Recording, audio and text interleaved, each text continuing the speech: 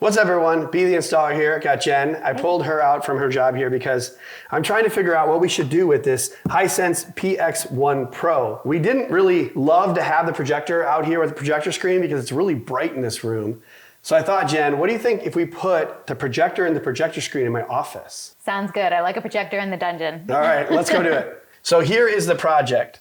We have this 83-inch TV, which is obviously awesome, but we have the Hisense 120-inch screen that came with the L5G, and that was pretty cool, but we're gonna try out the PX1-PRO because I wanted to see the differences between the L5G and the PX1-PRO, so we'll have that in here, and I'm not sure how we're gonna put it up on the wall, if we're gonna have a stand. We're gonna figure that out in a second. Okay, so I've got a great idea. If we are going to put this projector on the wall, how about you guys get this table and this other TV out of here, and then I'll come back when you need the heavy lifting. Yeah, that sounds good. Let's do it. All right. I like it. And make sure to smash the like button when you guys have an opportunity. Subscribe to the channel, ring the notification bell and all that, and let me know in the comments, what would you do here? Would you put the 120-inch screen up here and figure out how to get this projector up here, or would you guys just leave this TV here? It's pretty awesome, but I want to get rid of it. So if anyone wants to buy this 83-inch A90J, let me know on Instagram. I'll give you a great price on it. It's barely used. It's been sitting here. Let me know in the comments and let's get into it.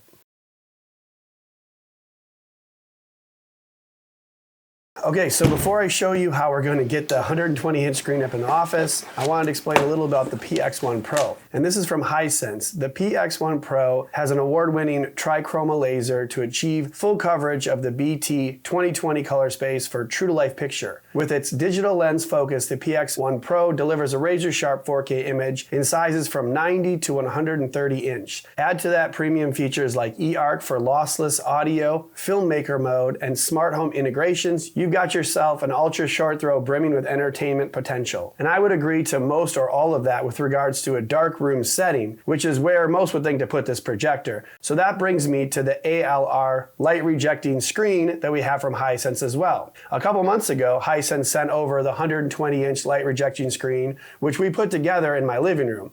We had to assemble the outer rails first, and then add the inner support piece. Then we rolled the screen out and attached it using springs to each of the four corners before we go around and attach the rest of the springs. And lastly, we added the final outer rails to finish it off.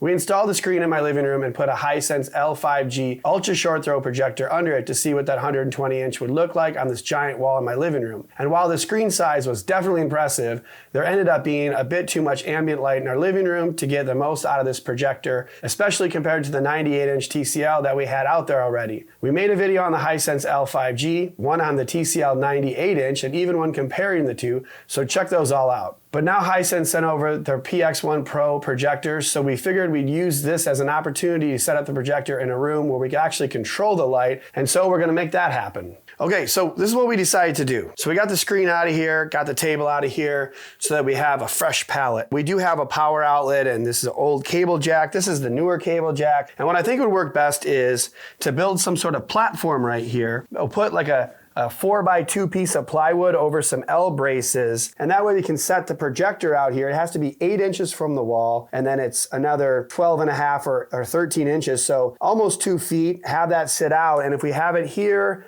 off the ground, then these things can still sit underneath that plywood. And then we'll be able to mount the screen up where it's not so ridiculously high. You have to make these decisions when you're doing something like this. Of course, it's a little easier if it's gonna be a permanent situation, but I'm not sure how this is gonna all shake out. So we're actually gonna go to Home Depot and see if we can get some angle braces and what kind of wood we can get in here. Or maybe we'll just throw it back on the table we had the L5G on, but I kind of wanted to do this in order to see if it would be a little more permanent. So you go through that whole thought process after doing thousands of installs. And I just wanna make sure if we're gonna hang it up here, it looks good. So we'll go to Home Depot and then we'll put the screen up next, be good to go. So let's get there. So we're going into Home Depot. We're gonna try to find some angle braces and some plywood. So let's go see what we can find. Okay, so we are at the angle braces first because I'm pretty sure we're gonna be able to find plywood here. And there's two different options. We could either get one of these cheaper L brackets that doesn't have the piece here. But if you really want some good ones, especially with a longer piece of wood that's gonna be like 24 inches, you should get these L brackets that have the brace there. It's a little harder to get your screws in because you're sitting here working around this, but these are far stronger. And if you hit 2 on a stud, that 2 foot by 4 foot piece of plywood would be solid up here. So we'll grab a couple of these. Difference is 12 each versus 3 each, so 24 bucks. I think we can fit that into the budget. So let's go get some plywood.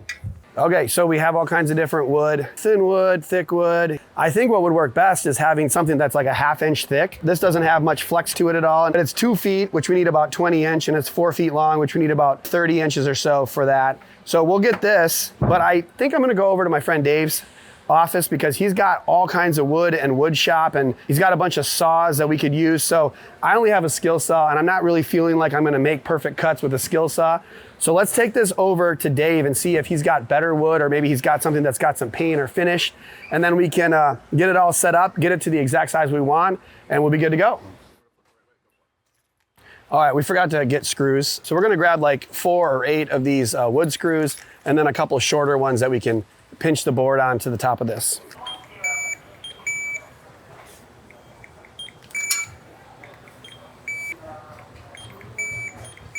And the soda, of course. $2.38 for the soda? That wasn't the deal. Not a good deal. Got to put the shades on to look cool, man. Not really, it's because it's bright as shit out here. That's exactly why I got that truck, so I can put a piece of plywood in the back. All right, let's roll. All right, so we're at my friend Dave's office here, and we found that he's got, so what is this? MDF. MDF. So we have basically the same thing we have from Home Depot, but it's free, and he's gonna cut it for me, so that's a win. So I'm gonna have him do that real quick, and we'll get out of here. Thanks, Dave. No problem.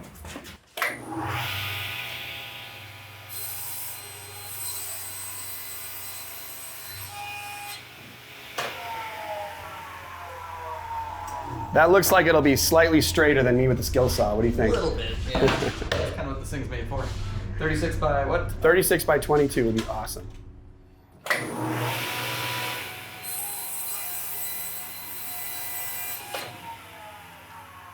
Cool, man. That's awesome. That was easy enough, huh? Yeah. This guy's amazing. You got to check out his Etsy store. It's called Cutting Boredom, right? That's right. All kinds of cool stuff. He's got hilarious things like, this is a cutting board right here, cookbook for the recently obese. Just put it down here. Awesome. All kinds of cool stuff. Check it out on Etsy. Thank you. Cool, man. Well, I appreciate your help. Thank you very much. Good stuff. All right. Awesome. All right, we're out of here. Woo. Score. Okay, so I'm back with the wood and the L brackets, but on the way back, we started thinking about the distance from the wall and the height that we need to have this projector. And initially, it says in the instructions that you need to have it, I think 8.1 inches away, which is why we cut this board to 22 inches to give us that distance for the projector to sit out here. But the instructions don't necessarily say anything about the height of the projector. So I think what we need to do in order to not make too many mistakes here, putting the projector up, putting the braces up, putting the board up and all that, is to just bring in the long table that we have that we put the L5G on, throw the projector on it and move it closer or further away to see how big it's gonna project, because I don't know if this PX1-PRO has all those micro adjustments in it, or if you need to manually move it further or closer away based on what screen size you have. And since we have the 120 inch and you can go from 90 to 130, we better figure all this out. So let me go grab that table and we'll throw the projector on it, fire it up and see how big it's gonna project in this room. Here we go. Let's just plug it in right there. Okay, so yeah, we do have an issue. If we only put it 8 inches from the wall, it makes it the 90-inch screen. And so you have to move it further away in order to get a larger screen, which probably makes sense. So we need to move it further away, which unfortunately is gonna make it harder for us to have it on the wood, because that wood now that's only 22 inches now needs to be like 28 inches or 26 inches away from the wall in order to get this projector in the right spot in order for it to project up to a 120 inch screen like we have. And if I was gonna make it a 130 inch screen, I would have to have this even lower than this little stand. This is only like 14 inches off the ground as it is. So there's no way that I can hang it on the wall shelf here, because that's gonna be another 6 to 8 inches higher, which will make our projection up onto the ceiling, which is not good for anybody. So this really isn't gonna work as I thought, and we're gonna just have to use this stand and actually put it the appropriate distance to make it a 120 inch screen, and then measure where the screen is on the wall and go off of those measurements to hang it. So really it ends up being that we should have just used the piece of IKEA furniture I already had, made it simple, turn on the projector, fire it up on the wall, see how big the screen is, and then just put your screen there, which obviously it's probably gonna sound pretty straightforward to most of you guys watching this video. So it is what it is. But let's get to that point, because now we need to hang the screen really quickly and get into some content to show you how this PX1-PRO actually looks in a dark room in the office here. So let's do it. All right, ready? Can you take it all the way over there to the top? Tell me when you're against the wall.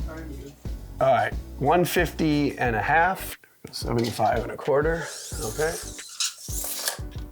3 3/4 from that mark. 3 3/4 there, and that's 2 1/4. So 3 3/4 and 2 1/4 is 6 inches. And then we go down 6 inches.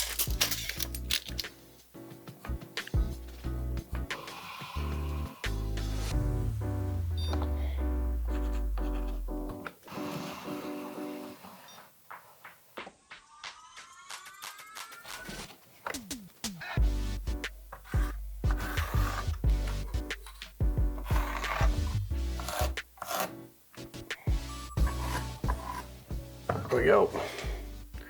Okay, and now let me put one of these guys up.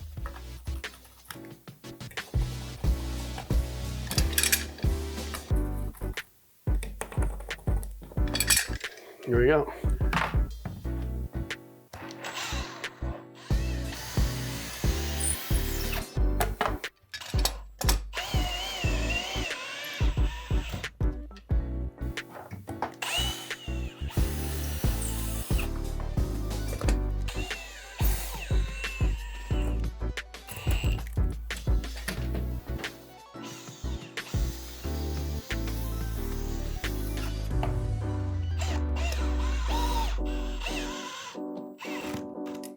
Perfectly level. Hey. All right, one more.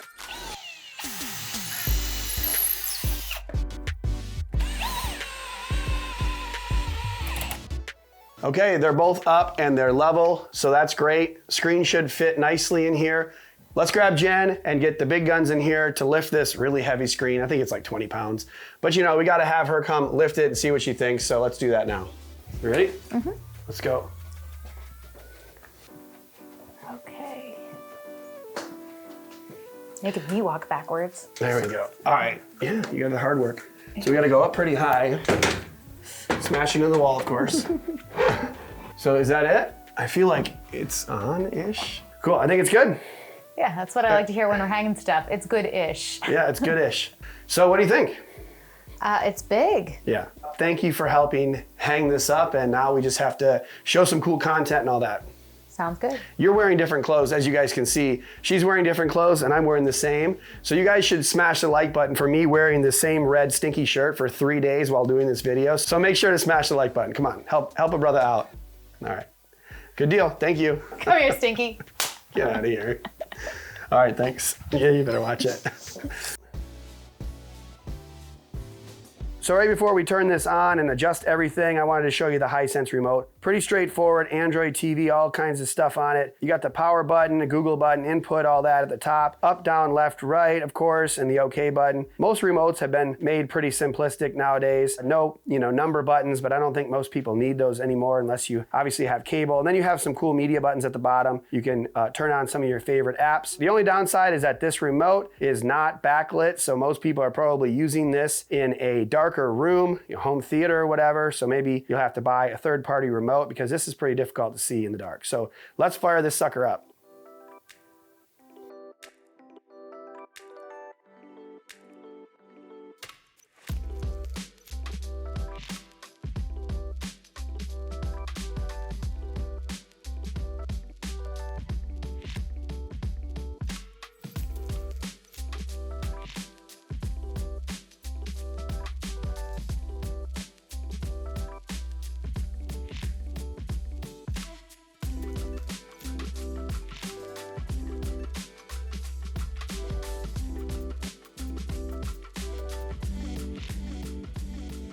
All right, we got all the corners adjusted and the height adjusted. It all looks good. And now I wanted to turn the lights off because the whole point was to bring this into the office and get a little bit more out of this by putting it in a dark room where most people would house a projector like this. So we have it here on the Android operating system, which is a couple years old, or it's not being used by most TVs any longer because they have the Google operating system or Google TV. But it's very similar. For the most part, you have all these apps you could ever want. You can go and get more off the Google Play Store. You have them all in the featured apps, and then you have, things that you watch on TV or things that they want you to. Like, I don't watch Apple TV, but it says you could finish this episode right here or play it next, Paramount Plus. So you have a lot of different things that they want you to watch, kind of advertisements, recommendations from YouTube. And it looks like this YouTube stuff is just general recommendations because it's nothing that I watch. And then you can go on and on down the list here and see movies and shows and all that. So it's robust enough. I think the Google OS is a little bit better now, but you know what, this is fine. And it's better than most of the other operating systems. But really what you guys want to see is to put on some standard cable and maybe some movies and gaming and see what it looks like in this dark room on the PX1-PRO. Okay, so now we have the YouTube TV app on and watching what you'd call SDR or standard dynamic range content, what you guys would see on cable TV and other things. And man, I'm just looking at this. It's so bright in here. And I can't decide if it's because we have it in a dark room, but I'd have to say right off the bat, it looks like it's definitely outperforming the L5G. Now this PX1-PRO has 2200 ANSI lumen. I think that the L5G was supposed to be 2300, but I've heard other people talk about how this is actually very competitive with even the L9G, which is more expensive, but it comes with the actual screen. You have to remember the PX1-PRO doesn't come with the screen. Some people like that because, if you already have a screen or you want to buy a cheap screen or just throw it up onto your wall, then you don't have that added cost of the Hisense screen that comes with those other units. But man, it's pretty impressive. Again, I think it looks extremely sharp. The motion looks better. It looks brighter than the L5G. Again, we had it in a brighter room before and it was really hard to get it perfectly dark in that room, but it's pretty impressive. And I'm loving this. It's going to be great for when I want to hide in here and watch some NFL when I'm doing work or whatever. This is probably going to stay here for a while. And as far as the speakers go, let's check it out, see if it would be good enough just to use for your typical content. I'm going to turn the volume up and see how good it sounds. Take them where they're trying to go. Welcome to NFL Live. Hey, we're making Super Bowl picks a little bit later. Marcus Spears, Dan Orlovsky here, Mina Kimes and Adam Schefter with us. What up, Alex Howard. Let's go, everybody. Yeah, it's not too bad actually. 30-watt speakers facing forward. Honestly, it's a lot better than most TVs that have rear-facing speakers or they're firing down. This has two speakers firing straight out at you. Not bad at all. I think it would be doable. Obviously, it'd be nicer to have a full system in here, get the popcorn, have a sub and some surround sound speakers and all that, which, it's definitely happening. I have too many systems around not to try this out, but this is getting more fun as we connect more of this stuff up. But let's get into some HDR movies because I feel like I'm at a movie theater, so we might as well put a movie on. Okay, so now we're in HDR and we're watching Encanto. We've watched this on like every TV that's come through the studio over the year because it has really good brightness and shadow detail and scenes that we're used to, so we can see what looks good, what doesn't, and what our expectations may be, and if it exceeds that or falls short. And I'd have to say that with HDR on this PX1-PRO, it's not quite as impressive or bright as the SDR is. And I guess I have a theory on that, which is maybe that the HDR, it has a higher dynamic range and is trying to stretch and make it both brighter but show deeper blacks and better contrast. But I think if you just have a projector like this that is awesome but just can't get to those extreme brightness levels, that it just kind of like pulls both ends in a little bit. And so while the SDR looked pretty impressive and bright and vibrant, some of the movies that we've watched on this just don't look quite as impressive. Now that isn't to say that I don't like it. It still looks awesome in this room, and the size and immersion of this screen in general, 90-inch up to 130-inch screen size that you can get with the PX1-PRO is awesome, and I love it. And so it looks good, but I'm just saying that when I was watching the football on it earlier, I was even more impressed. So I think either way, most people in a dark room are going to appreciate what you can get out of this PX1-PRO. Watching movies, watching regular content on cable, both look pretty awesome. And the last thing we gotta check out before we wrap the video up is gaming. The L5G had a rather high input lag, which made it pretty difficult to game, so I'm interested to see if this follows suit with that or if it's going to be a better gaming laser TV, as it were. So let's check out some gaming. All right, so we're playing Warzone here and got it connected to the PS5. I had it at 4K 60. I'm not able to get it in 4K 120. I'm not sure. I think the HDMI is good. I'm not sure why it's not. We have it in enhanced mode. It does say HDR game mode, but it just does say 4K 60 when you go into the menu and then you exit back out. In the upper left corner, it just says at 60 hertz. So I'm gonna have to mess around with that some more, but overall, gameplay is better on this, the PX1-PRO, than it was on the L5G. On the L5G, the input lag was so high, it was really unplayable. Like you would go left or right and you wouldn't be where you think and you'd be shot and killed before you even got to where you needed to be. So this is much easier to aim and move around. The mobility's better on this PX1-PRO. So again, I'm not sure what was up with the L5G, but there might be similarities, there may be differences in game mode. You might need to look at another review if you're looking at buying one of these for games specifically, because I'm not the expert gamer, of course. I just thought I'd show you guys some game footage because I know a lot of people do game, and of course, if you're gonna have this massive immersive screen, you might as well, right? Because this looks so awesome. So overall, I'm pretty impressed with this Hisense PX1-PRO. It was quite the endeavor to get it into this room.